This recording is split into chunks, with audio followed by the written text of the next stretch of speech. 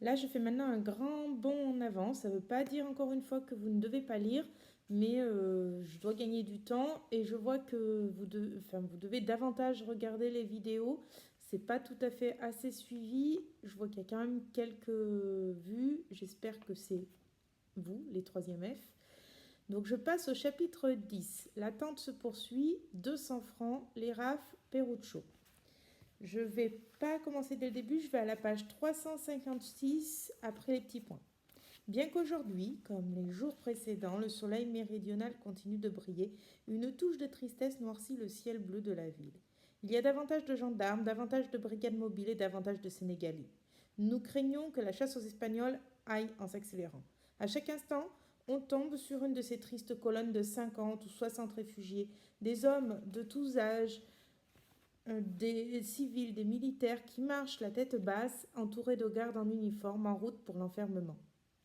Ce sont d'héroïques camarades qui se sont battus pour défendre la liberté du monde. Ce sont les pauvres vaincus à qui le monde nie le droit souverain de circuler en toute liberté. Les gens s'arrêtent étonnés pour les regarder passer. Une dame timide demande à un homme élégamment vêtu: Dites, monsieur, que se passe-t-il là-bas avec tous ces gardes? Et l'homme lui répond d'un air indifférent: Ne vous inquiétez pas, madame, ce n'est rien, ce sont des rafles d'Espagnols. Alors que mon épouse et moi nous dirigeons vers notre consulat, au moment d'entrer dans la rue, un réfugié s'enfuit à toute vitesse en criant: Camarades, faites demi-tour! La police vient d'arriver au consulat avec un camion pour nous embarquer. Nous détalons en suivant, et des Espagnols courent dans tous les sens. Cet après-midi, nous allons faire quelques courses.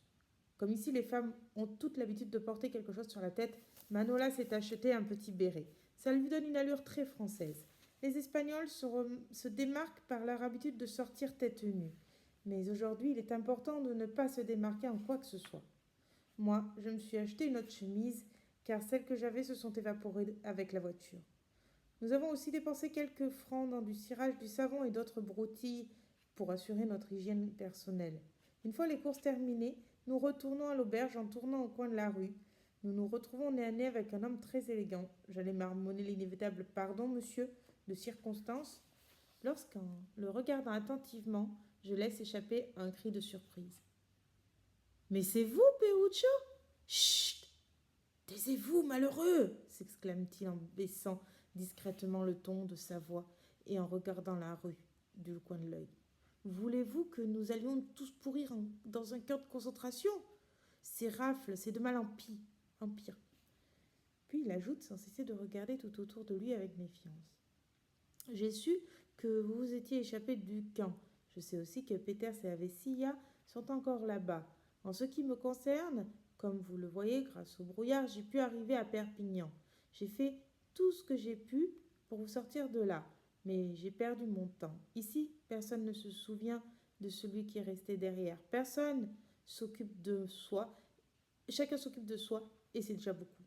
Et vous, comment allez-vous?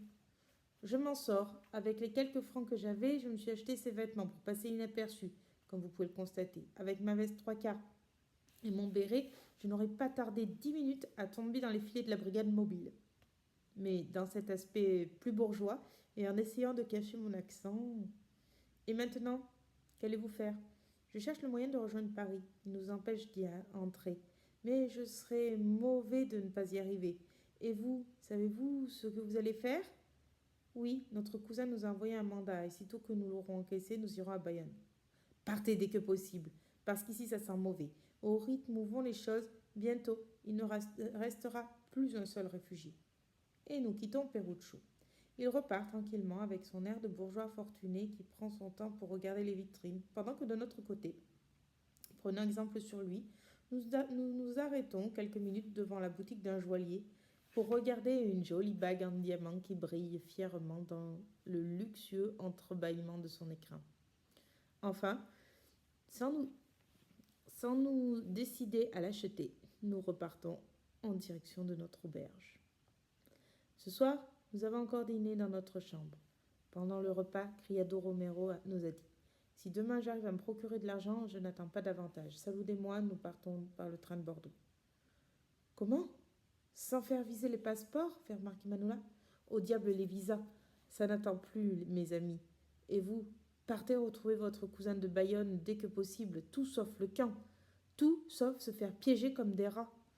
Mais, lui fais-je remarquer, la poste ne nous donnera pas le mandat sans présentation du passeport en règle. Présentez le reçu. Il porte un cachet officiel. Romero a raison. Demain, nous testerons la ruse.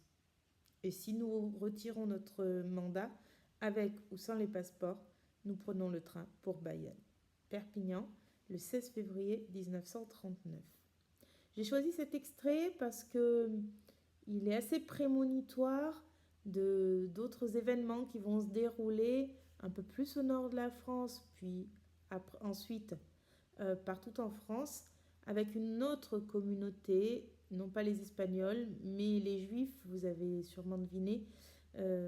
Voilà, nous entendons parler de rafles, nous entendons parler de camps de concentration. Nous sommes en 1939, tout ça a un fameux goût de prémonition, de triste prémonition. Je vais ensuite passer à une autre lecture. Je ferme cette vidéo et je prends la suivante.